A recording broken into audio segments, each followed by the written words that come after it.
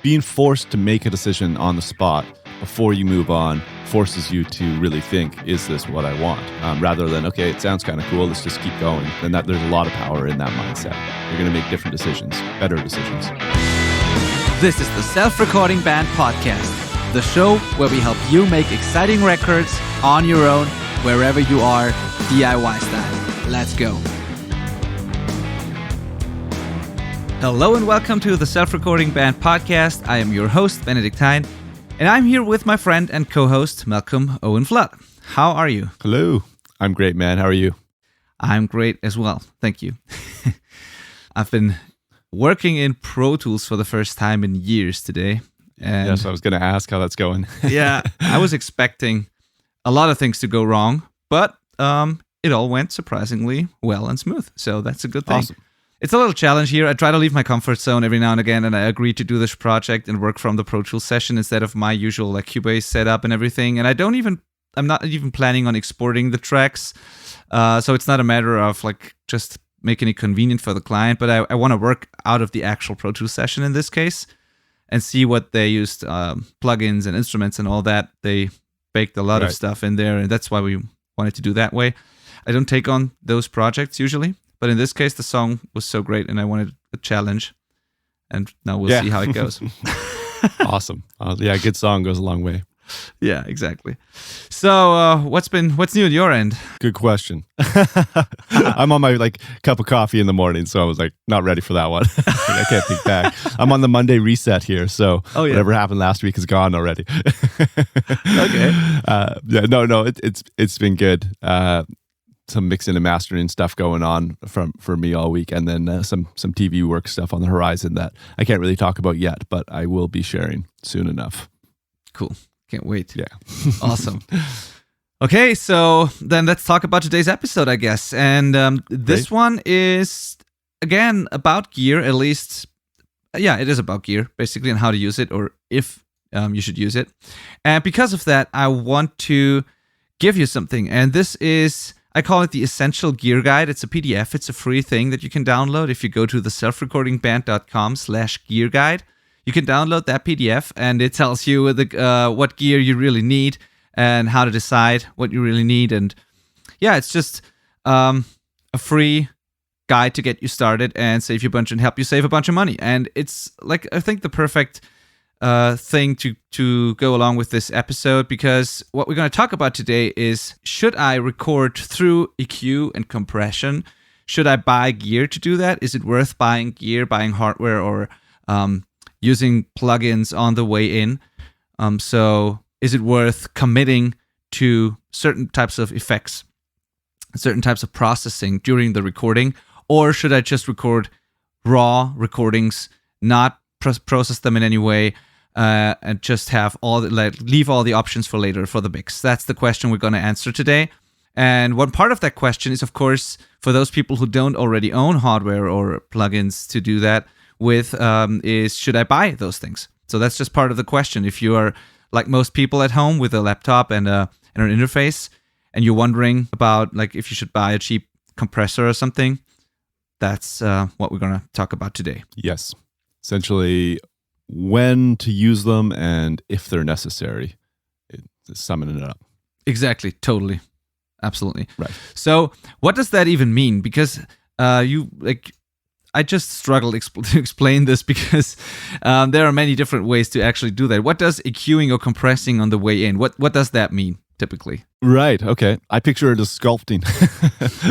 So you do your best to choose the right mic and place it and all that. You're capturing the instrument as you normally would, and then you get into the control room and you're listening back, and it's not quite what you were hoping for, especially in context. That's when that's a good point I think we should make, is that often the decision to process with EQ or compression is after you hear it sitting with other instruments that are already tracked, and you realize that it needs to gel a little bit better. That's often when I would grab either an EQ or compressor, or both, often both, and then try and shape it so that it does fit that context and kind of gel into what I'm doing. So EQ, everybody knows what EQ is, but we're just changing the frequency response and how bright or dark it is, kind of thing, stuff like that, going after pokey frequencies or whatever. Most people start with a digital EQ these days, almost everybody.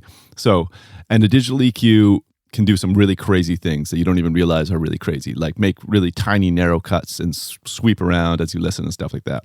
Hardware compressors don't work like that generally. So it's a much more broad thing, unless you have some really crazy hardware tools, I guess. But usually it's very broad. Whereas compressors generally work similar to the DAW compressors. Different, but similar. So there are more types of hardware than EQ and compression, but those are like the two main ones. So that's what we're talking about today. Did that answer the question?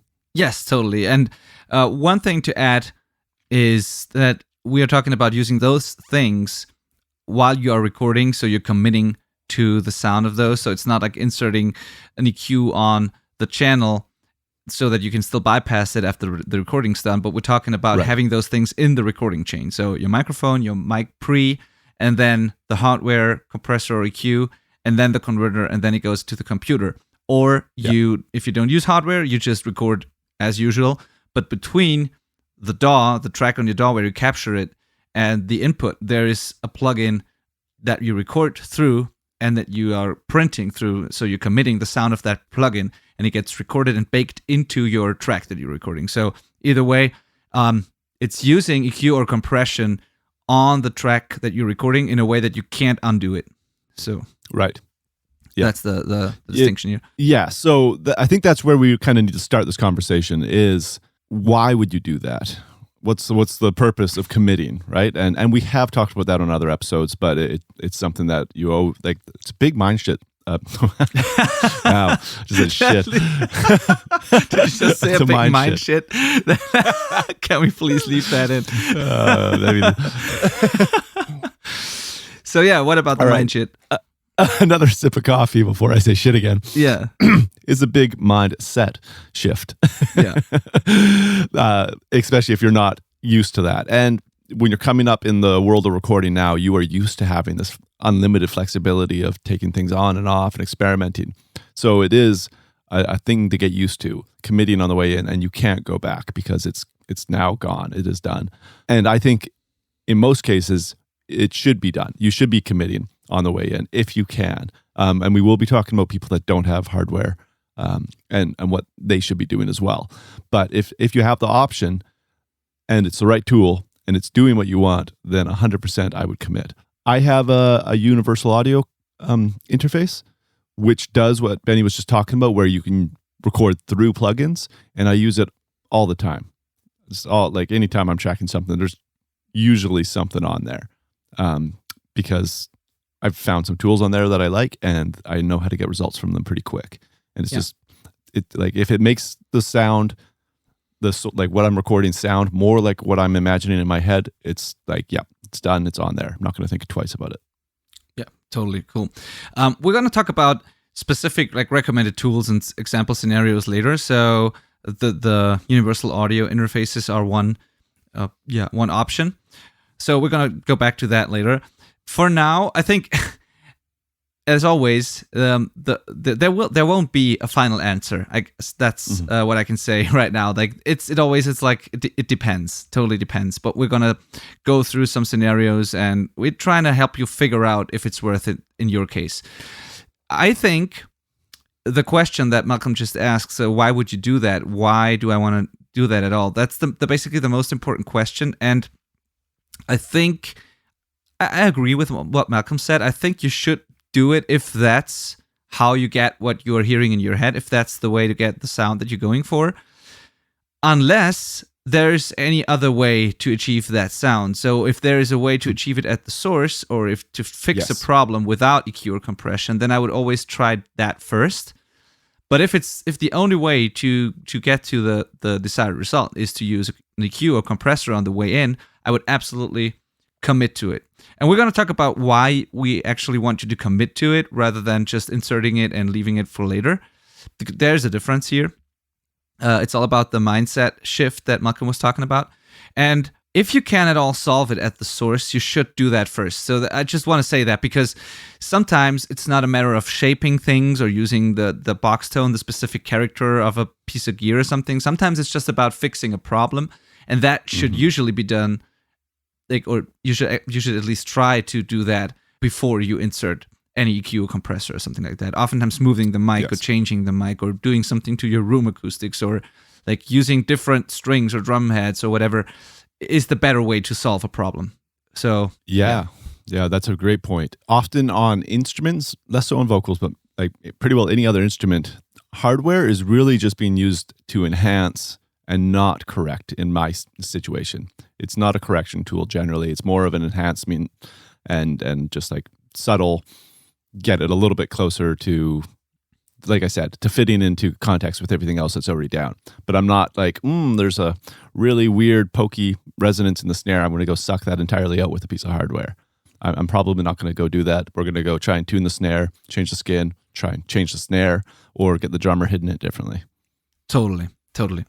And it's also about, I think, part of using those types of processors, like EQs and compressors, is just to add a certain flavor or character to the recording, because you might be able to achieve that later with a simple digital EQ or something. But if you commit to it, if you use a certain piece of gear, they all sound different. Even if it's not the most high-end, best piece of gear, it will sound unique. It's just something that is in the recording. It's a certain character that you can't get rid of anymore. And there's just something to recording unique, cool signals. So I think oftentimes it's more like these subtle things, this character thing and the shaping, more than like surgical correction and fixing stuff. Yeah, but one thing that you said that's interesting to me, and you're totally right, is the exception are vocals, basically. Because like you can't change strings or skins. You can't change vocal cords. So you can make your singer sing a little differently. You can position the mic differently. You can choose a different mic, of course. You can choose a position in the room. But your options are kind of limited here compared to a drum kit. So at some point, EQ and compression is like inevitable. You need to do something in most scenarios. And if you know what you're doing and if you have a clear vision in your head, a clear goal that you want to achieve, then why not commit on the way in? It's often a good idea. Yes. Yeah, that being forced to make a decision on the spot before you move on forces you to really think, is this what I want? Rather than, okay, it sounds kind of cool, let's just keep going. And we'll, obviously we'll come back to that, but this is it. Is it exactly what I want? And that there's a lot of power in that mindset. You're going to make different decisions, better decisions. Absolutely. And if you don't need to worry about certain things because they've already been done and there's no, you cannot change them, it just frees up so much, brain RAM. You can just, you don't have to worry about those things because there's no point. You can't undo it. It's just there. So let's move on. And the more options you leave for later, the more confused it's gonna, it's gonna be a mess at some point, and you're gonna forget about things that you actually wanted to do later, but you end up not doing them because it's just too much. And I like just getting one thing done and then moving on to the next. So there's an advantage. But of course, it's risky. You can also really damage things. You can cause harm if done wrong. So we need to say that there's a risk, of course, especially if you're new and you're still experimenting. You can ruin your recordings. You can ruin a great take if you choose the wrong piece of gear and use it incorrectly. So there's that. And that's why you need to find out if it's worth it or not. And we try to come up with some ways to find out whether it's worth it for you or not. And the first one would be the performance. So does the thing you choose and the way you choose it, you use it, does that affect your performance? So the classic example for me, it's not really a piece of outboard gear like EQ or compression, but just to explain what I mean here, if you're playing the guitar and you're playing through a delay pedal, that delay will probably change the way you're playing and interacting with the amp. That delay can become part of the performance depending on how you set it, but there are certain parts that you can only play with that delay pedal. So leaving that out of the chain and trying to do that later will probably change the way you play and will therefore be it will be necessary for your performance to record through that pedal. That's, I think, a classic example. But the same thing can be true for a vocal chain. If the singer just sounds differently and feels differently, if they feel more confident and if they just like how their voice sounds on their headphones, and the only way to achieve that is with that recording chain, and you can't really do that in the monitoring chain, then yeah, do it. If that makes the performance better, if that makes the performer feel better, go for it. There's a lot to unpack there, but you might not even realize that it's making a difference in how they perform or you perform. But compression can be really great for that, especially with vocalists. I think it just kind of can solidify their vocal and add some confidence factor. And then what happens is people also start playing into that compression, right? Like drummers start kind of pushing into the compression, like, and hitting their snare a little differently, and you can kind of change their performance by twisting the knobs around. I mean, that takes practice and helps if you're recording somebody else, because if you're twisting knobs for yourself, it's kind of hard to go like back and forth. But it does make a difference. It's the same reason that I like to throw reverb on a channel for the vocalist. Just like, you're in it, you've got like some reverb and delay, you feel like a rock star, you're going to sing differently. Not everybody likes that, but I always want to offer that. Yeah, totally. So it totally affects your performance, and as long as that's affecting it in a good way, then totally worth it. But then again, you just said like the reverb and delay thing, that's usually almost always done on the like listening side of things, on the monitoring side. So you don't record through the reverb or the delay usually, but you put it on the send and you just blend it with the monitoring signal, what they're hearing, so you're not committing. And with the EQ and compression, you could do both. You could, depending on your setup and what you have, you could record through a vocal chain and then that's what you record. Or you could put a plugin on the track and you just listened through that chain, but you can bypass it afterwards. That's not committing, that's just listening to that. It can achieve the same effect for your performance, but it's not committing. So the second question here is, after like, does it affect your performance? The second question is, do you have to commit, or can you just do it on the monitoring side, the headphone signal, like with the reverb or delay? And I'm curious, like, when do you choose to commit, and when do you choose to just put a plugin on the channel and just listen through it, but not printing it? Right. So whenever possible, my EQ and compression is committed. But I get, it really depends on what instrument, I guess. But like you said, reverb and delay on a vocal, I'm almost never going to record that. It's just too, you need to tweak that stuff. It takes too long, essentially, is really the problem, because you need the rest of the mix to be finished before you can dial that stuff in. Yeah, and really. You want it on a separate channel, so you don't want. I want it on a separate channel. All of this stuff, yeah. But EQ and compression generally, you can go right for it and just get it done then and there. I mean, what you have to realize is, even though we are committing this stuff on the way in, we're normally doing more later as well. Yes. Right? It's really just getting it as close and far as we can at that moment, and then we're going to take it even further later on in the mixing stage. But we need it to be the right like shape and color for right now, kind of thing, so that it fits in the picture we're painting, and then we can do the finer details later. I don't think that there is actually a big difference, and here's why. Because if you just put it on the channel and not commit it, it's still there, and the decisions you're making after that to all the other things you were going to record will be based on how that channel sounds with those plugins. So you will make your decisions based on that anyways. So you can't just deactivate it later usually, because that has influenced your other tracks and the way you record the whole thing. And then when you export everything and send it to a mixer, and then before you do that, you deactivate all the plugins and everything you've used in the session, it will be a totally different production. It will be a different thing. So you want to print those probably and send that to your mixer, because you want them to take the project where it is and like keep the things that you came up with and just improve it.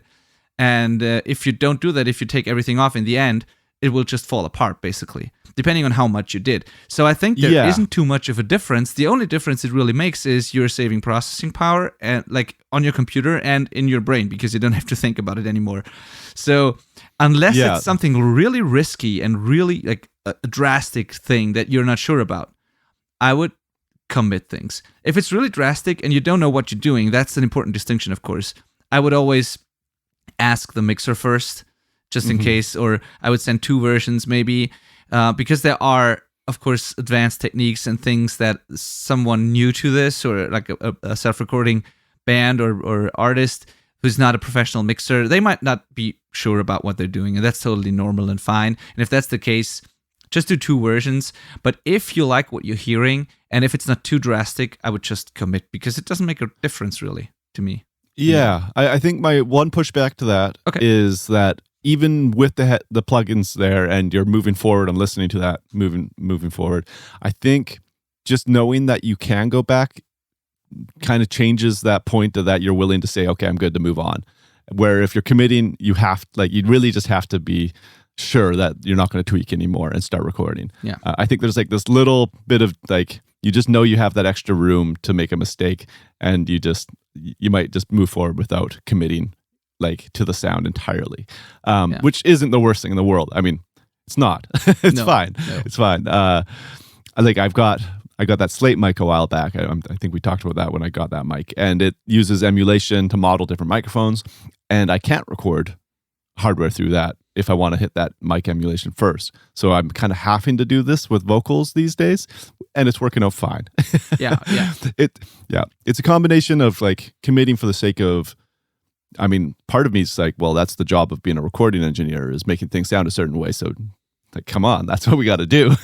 But then there's also like, do we have the tools? You know, just because there's a piece of hardware doesn't mean it's the right one. So you might, like, you know, the plugin might do a better job a lot of the time.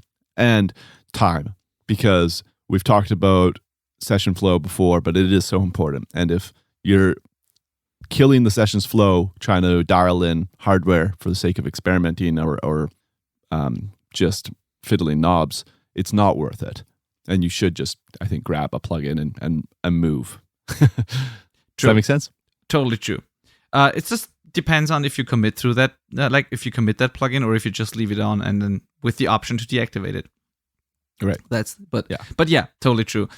And I mean, I'm kind of, when I was thinking about doing that episode, I was kind of unsure if it's a good idea, because it's, on the one hand, it's a question that many people have and that I got asked in the community as well, more than once.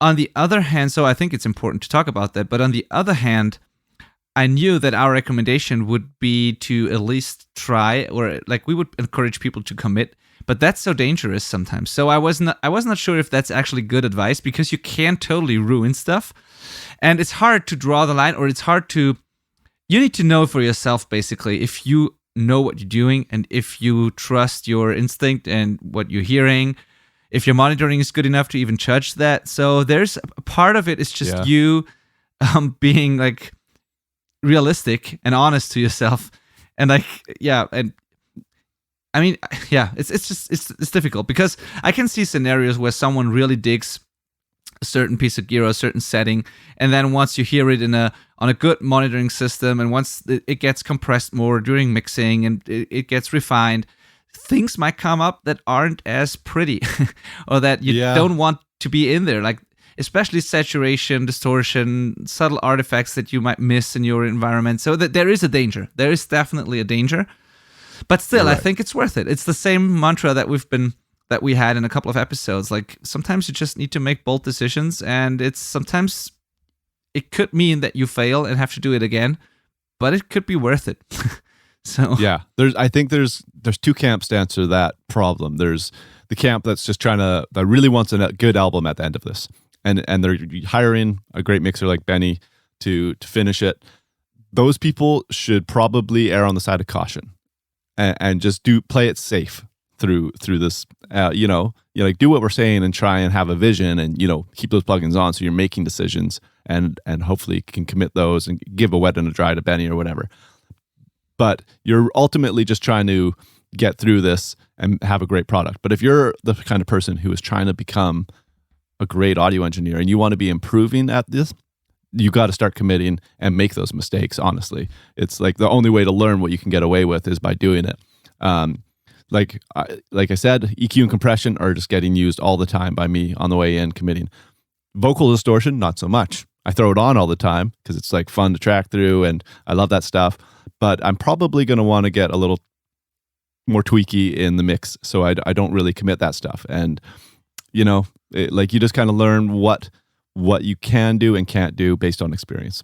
Yeah, exactly. Also, if you're in the first camp, like if you just want to have a great product in the end, and you're more like a musician looking to get the best possible production, and your goal is not to become the best recording or mixing engineer or whatever, then you can still commit, because sometimes that makes things more exciting. But then you're probably in this case hiring a mixer anyways, or other people, experienced people, and you should just talk to them, and maybe they can help you make those decisions. Like when you're in pre-pro and deciding on tones, or when you're in the actual recording session, most good mixers or people that you're working with will be willing to like have a quick call with you, or answer an email, or like help you decide on like whether you should use a certain piece of gear or a certain setting or not. So like in this situation, I would just have a conversation with them. Some people will like it if you send them raw tracks, and they will not want you to do anything risky, and other people will love it if you are just being bold and trying crazy stuff. So have a conversation with them. It really helps. Yes. Yeah, and exactly. And if you're doing it all on your own, or as Malcolm said, if you're just trying to improve as a recording engineer, make as many mistakes as possible, because that's the fastest way to learn, basically. So, yeah.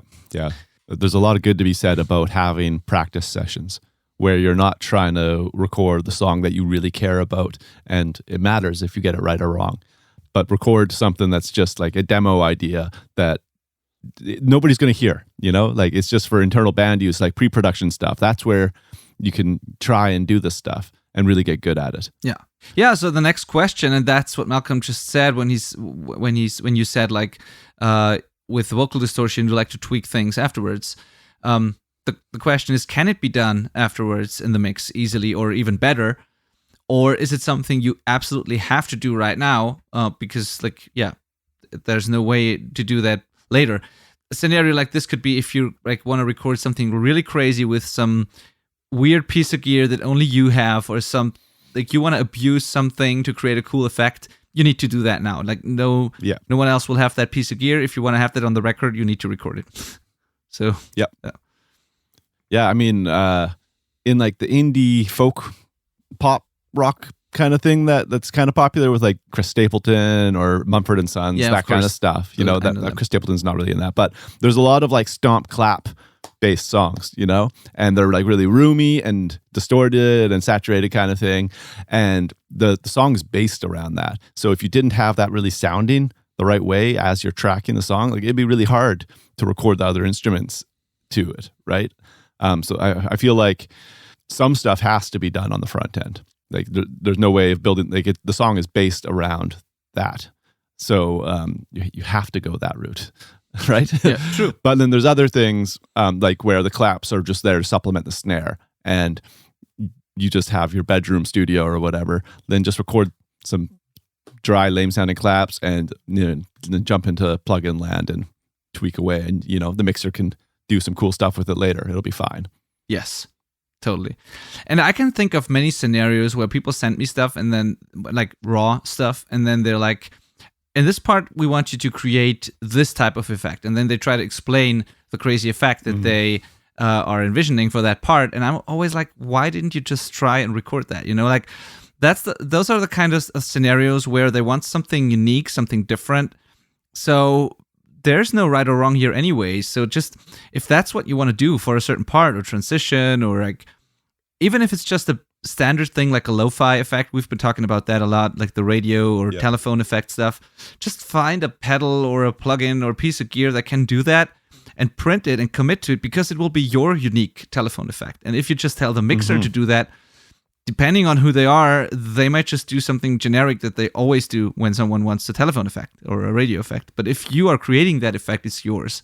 And you can't do much harm here, I think, with stuff like that, because it's unique anyways. So if you want to do something special like that, just do it.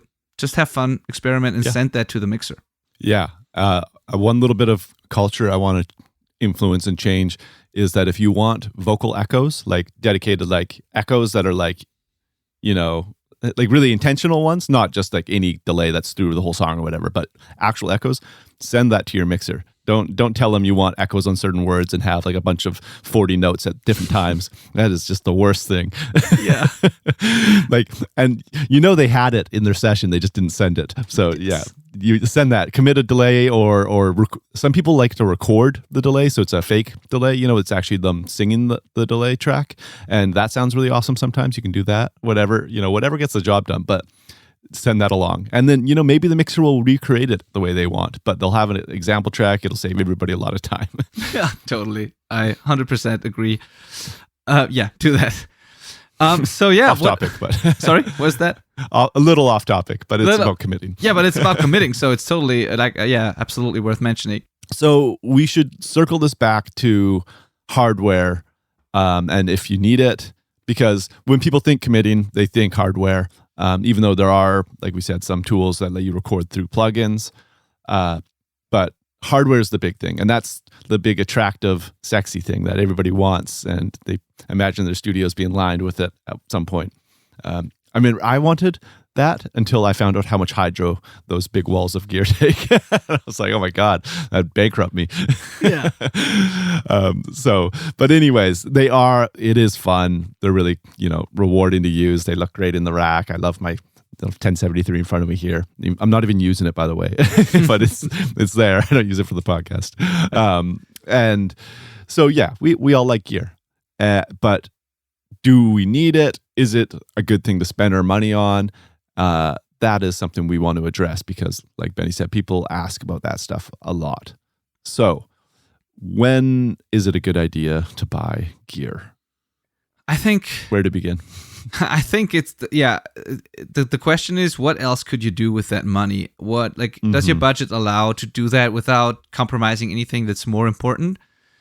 So, I think it's never a good idea to purchase anything for that reason, for that purpose, if there are other more important things that you need to take care of first. And that's basically everything. So on the gear hierarchy, if you want to make a list like this, it would be the least important thing, unless it's something that can't be achieved in a different way. So if it's some character thing, some unique, weird, whatever effects thing, and that's the only piece of gear that can do that, of course you have to buy it if you want to record it. That's true. But if it's just quote unquote just EQ or compression, then the question really is, have you done everything else? Have you improved everything else? Because everything else is more important, in fact. And it hurts sometimes because we think we can fix our recordings and mixes by just buying a nice fancy piece of gear, but usually we can't. So if you save money on strings and drum skins and sticks and cymbals and setting up your instruments well and using the right instruments, improving your room, all that, if you're trying to save money here in order to buy a fancy EQ or compressor, probably not a good idea. Yeah, I 100% agree. It's like you said, it's really the least important thing. These things are just meant to help shape what we're putting into them, so that they are not the result. Garbage in, garbage out. Yeah. Especially because most home studio owners or DIY recording people, self-recording bands, they don't start buying the best high-end gear that would actually make a difference at a very high price point, but it would make a difference. They are often starting with like budget, sometimes consumer gear or cheap Chinese clones of stuff that sometimes are good, sometimes not so much, or they just buy the cheapest hardware compressor they can find just because they think hardware is always better. And especially then, it doesn't really make sense, or it doesn't really move the needle or make things better. So, yeah, I think that plugins have come such a long way and are so good these days that you need to have a really, really good reason to buy hardware and not just use the plugins you have or the plugins that you can buy for cheap and record through those if you want to commit and compress and EQ on the way in, because we're going to talk about that you absolutely can do that. So you will need a pretty damn good reason to buy hardware instead of just using the plugins. So yeah. It's there's not a lot of reason to. I thought that I would never really be interested in going into a studio that didn't have a compressor, just really for the purpose of vocals. Because I think vocals are pretty hard to get a good recording if you're not using compression. Yeah. But like I said, I got that Slate mic and I have to use plugins now to pull that off. And it's been fine. It works great. Like I said, I have to kind of still make sure I am committing and dialing in the sound before we move on. Sorry. But it totally works. And I would say that most plugins these days are better than cheap hardware gear. Like, it's gotten good. The DAW plugins are not holding you back. Don't think that they are. Absolutely. I think below a certain threshold of the quality of hardware gear, don't even think about it. Like, the typical question is, and I don't want to bash any like company or something or anything like that here, but I have to say that one of the most typical question is that people see some modern DBX compressor or something online that's meant to be used for live sound most of the time, I guess, or like it's entry-level gear that it can be fine live if you're using an analog small mixing desk or whatever. But they see this compressor online for, I don't know, $200 or something, and they wonder if they should buy that because they think it's a hardware compressor and it's better than the plugin. And it's probably not. If you have good emulations of 1176s, LA2As, all the studio standards, and if you have the modern current emulations of those, they will probably be better than any of those cheap hardware compressors, totally. And the same goes for EQ. Any like UA, Pultec, or any of the, whatever you have, like all those emulations, they will sound better than a cheap EQ on your whatever you have, like small rehearsal room console or whatever. Those EQs won't sound as great as the plugins. I really think that hardware is something that really only needs to exist in like functioning recording studios. It's not really something that I would suggest for any home studio setup, unless you plan to have other people in there and turn it into a business. In which case, they're tools, but still low on the totem pole of things you need. But for DIY production, where you often have like a small track count interface, if you're programming drums and stuff, whatever, and you just have a couple channels on your interface, then it's not really worth going down that road. And like we said, that what else could you spend that money on? And the list is very, very long. Yes, totally. So wouldn't recommend investing in that too much. But the topic, a lot or half the topic, this is kind of a dual episode. Yeah. is like when to compress and when to use that stuff on the way in. And the answer is, if you have it, then maybe yes, go for it. But if you don't, like, pretty much it's just, to sum it up, what we recommend is kind of obvious, but it's use the tools you have to the best of their ability and your ability and master them. Yes. So if you only have plugins, it's not about finding gear that you like. It is about mastering those tools, mastering those plugins, and making them the tools you like, because they will do the job. You just have to figure them out. Yeah. There's in Pro Tools, Benny, which you're now in, the stock de-esser is pretty good. And it's super dumb. It's not a smart, intelligent plugin, but it really works. And I just went shopping around. I've got 4 different de-essers, and now I just keep going back to the free one I had in the beginning. If only I'd not wasted a bunch of time trying to find other de-essers and use the free one. And so what is that? What's GAS stand for again? Gear Acquisition Syndrome. Is that? Yeah, that's it. Yeah, that's a real thing. And it also exists, we should mention, in plugin form as well. It's not just people wanting to buy hardware or other guitar pedals and stuff. It also is software. Yeah, totally. Absolutely. So yeah, Malcolm just summed it up. There's 2 reasons. One is you have checked all the boxes, and the only thing left to do to improve is to get great hardware, and you record through that. So that's one reason. Pretty unlikely. The other reason would be, if you're just doing it because you want to learn and because it excites you, it's fun to do. And that's a valid reason. I mean, it doesn't make your recordings better, technically. But if you have more fun using those things, if you find yourself making more music just because you have those knobs in front of you, then that might actually be worth it. Depends on who you are. I can do just fine with the laptop and still be creative, but there are people who just make more music and spend more time in their studio if there is an EQ or a compressor that they can tweak. And if that's the case, like that's a good reason actually. But I would start with a certain level of gear. Like I would maybe start at like where the warm audio pieces are or something like that. You don't have to go for the very fancy stuff, but at least get something close to the originals, to the classic stuff.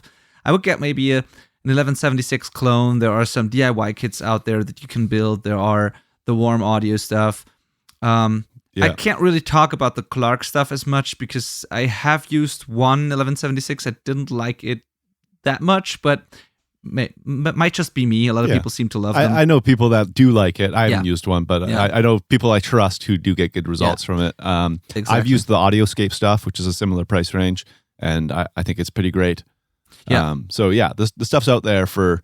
I mean, I think that Audioscape stuff's like only like $400 or $500 Canadian or something for a compressor. So that's pretty reasonable. Do your research and get a one of the clones that are used, that are like widely used and that people really like, and don't fall for some, I don't know, Chinese copy that just looks like the real thing but no one's ever used it and you find it for cheap on some weird website. Don't buy that. But there are a couple of pieces that are cheap or at least affordable that a lot of trustworthy people love and use, and start with those. That's where I would start. I wouldn't buy any of the really cheap like live sound gear stuff. I would start with the classics. I would go for an opto compressor, maybe something like an 1176, and then maybe a Pultec clone, or some of those classic pieces, because they will help you learn compression and correct EQing. They will help you get an understanding for what the box tone is of those things, what the basic character is, and it's just fun to tweak those. So if you would really want to do that and it helps you and it inspires you, then start there, I'd say. Yeah. So I feel like we need to do a recap here, where totally. Our topics are all over the place. We're saying do commit, but using whatever tools you have available and master those tools. We're also saying you don't need to buy hardware, but we're definitely not saying that, like, we don't want to be an anti-gear page. We're not really that, like if you get a new piece of gear and it's cool, post it in the Facebook community. We're going to be stoked. We're not going to be like, shame. Yeah, should have bought guitar strings. Exactly. That's not what we're getting at. Like, gear is fun. It is cool. I like it. I am investing in a ton of location film audio gear right now, and I mean, nobody finds that stuff cool other than me. But like, it's fun for me. I'm building a kit, and it's like, yes, this is awesome.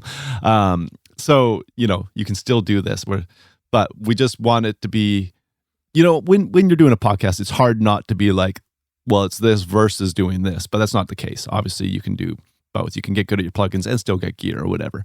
We're just trying to put it into perspective what the priorities are and really highlight that EQ and compressors and other hardware gear is not the way to good records. That is not a shortcut. Yeah, agreed.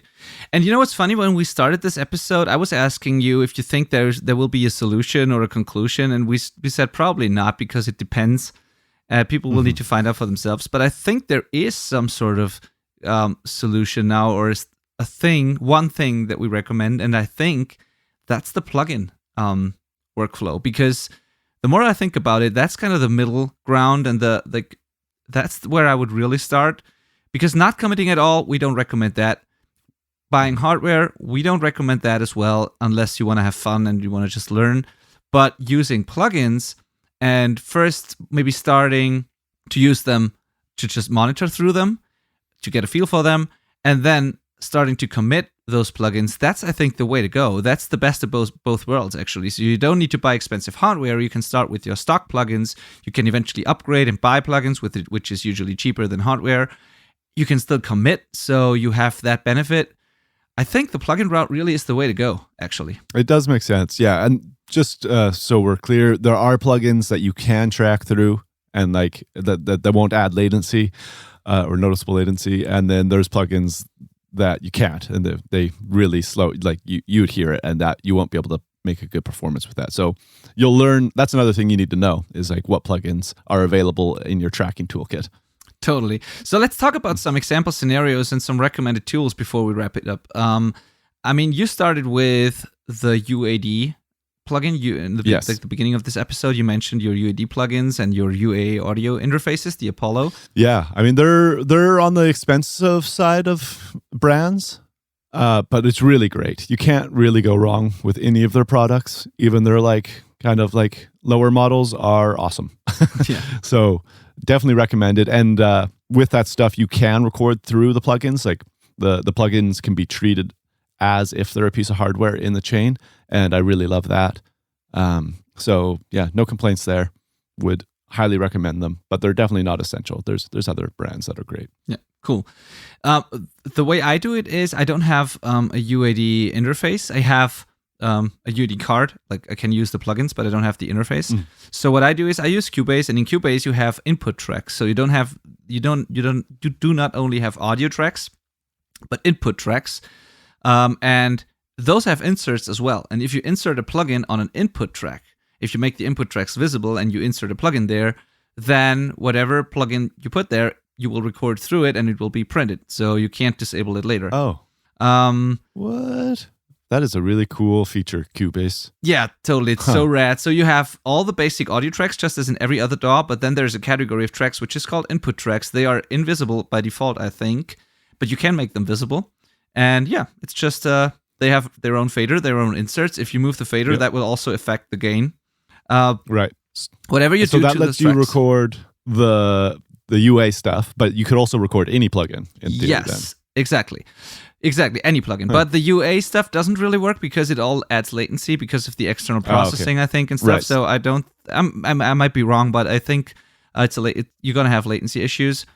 Gotcha. But with every plugin that has low enough latency with your buffer settings and everything, like every plugin that's just fast enough to pull that off, you can insert there and record through it. Or you can do it with any plugin, but some plugins will be suitable because of the low latency and others not so much.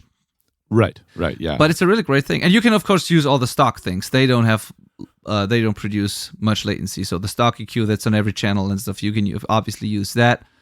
Right. It's a pretty cool feature. It's basically like those input tracks are like the console in the UA interface. Yeah, definitely. Yeah.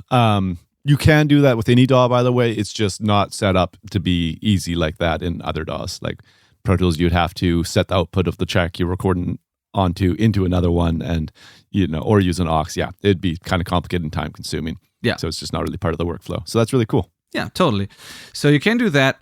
Then there's things like the other products like the Universal Audio interfaces. There are the Antelope interfaces. I think they have their own modeled plugins. I can't say anything about those. I have an Antelope converter, but I don't use it as an interface, and I have no idea how the plugins sound. I just know that it's a similar workflow, and you can record through the Antelope plugins. So yeah, and there is more brands like that. So basically, you either do it in your DAW or you buy an interface with plugins and like some virtual mixer that allows you to use those plugins as just like you would with hardware. Yeah. So it's kind of a hybrid system, which is pretty great.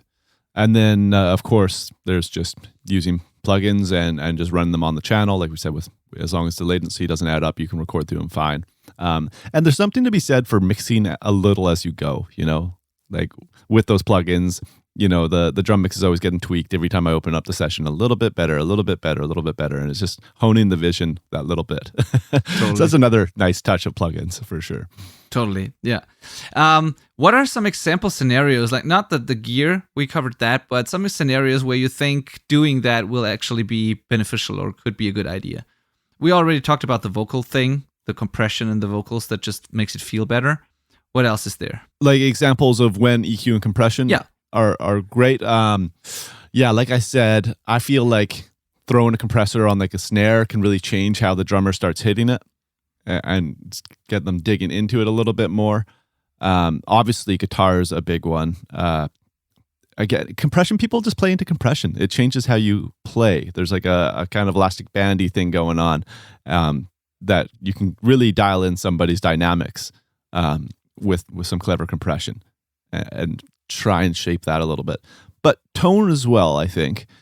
we've even talked about like changing the volume of what they're listening to make them play harder and stuff like that. It all is that kind of idea, is that what they're hearing impacts their hands or whatever instrument a little bit.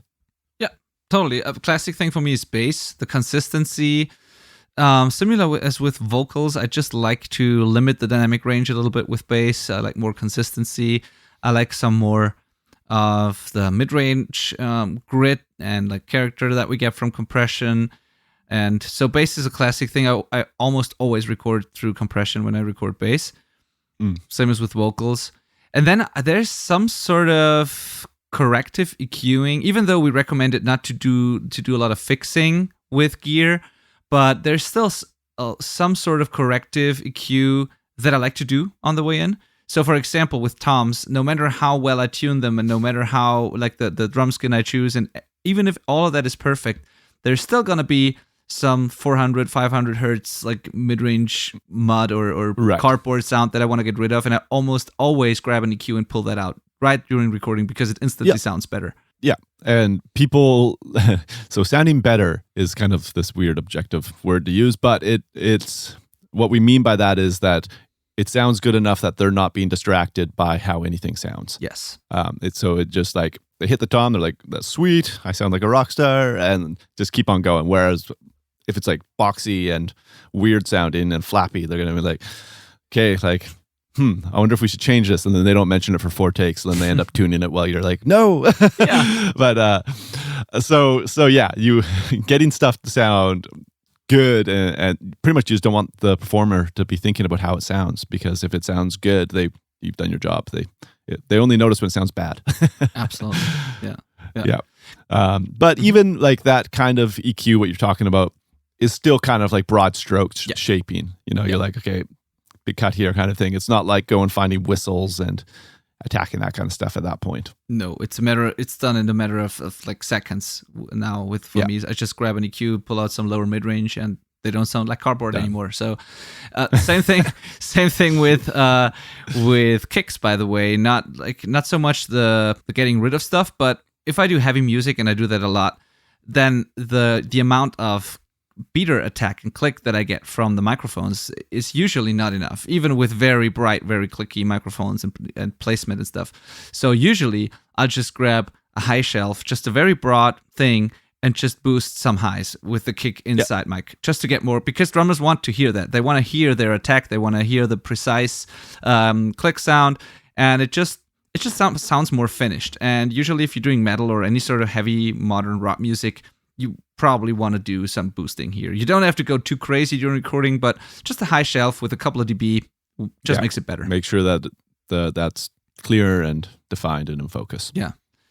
Yeah, would agree. So those things. And then also low cuts sometimes, or just getting rid of rumble.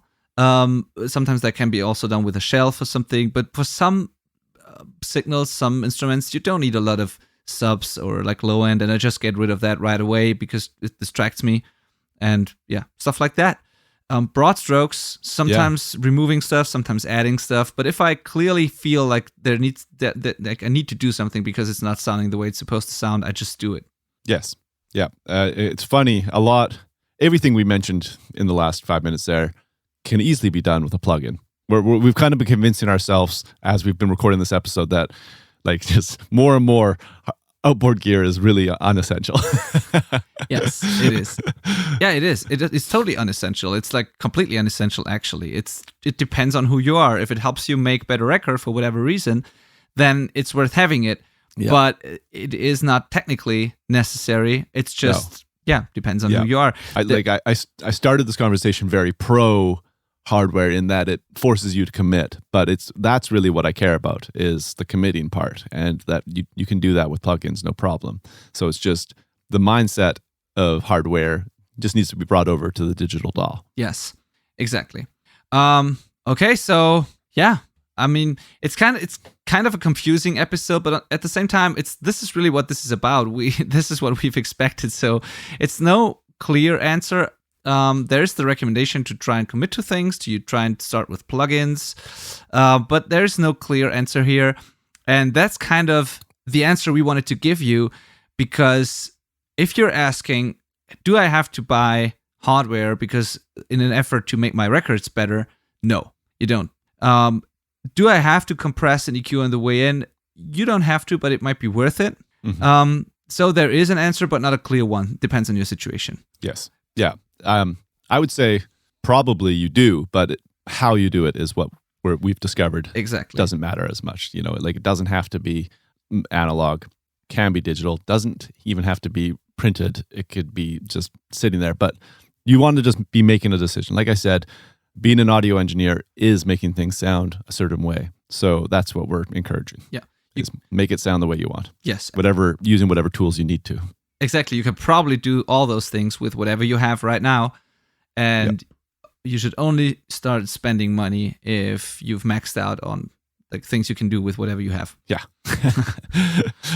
You've got buckets of money and you want some toys. There you go. Exactly. Which is perfectly fine. I mean, but yeah, just know that it's not necessary to get better records. All right. Yeah. That's it. If you have, as always, if you have any more questions, if you're thinking about buying a specific piece of gear and you want some feedback, some input on that, or if you're running into a specific problem and you think gear or EQing or compressing on the way in might solve it, just ask and we'll try to help. And do that in the community, the selfrecordingband.com/community. That will forward you to the Facebook group, which is free. You can just join it, start a conversation there. And I hope this episode is helpful. Download the gear guide along with it. It's like more structured than this episode is. But it's also just a gear guide. A lot of additional info in here, I think, in this episode. Yeah, that's all I have to say. Yeah, there's definitely stuff to take away from in there. So I hope you liked it. And we will, of course, see you next week. Exactly. Bye. Thank you for listening. Bye.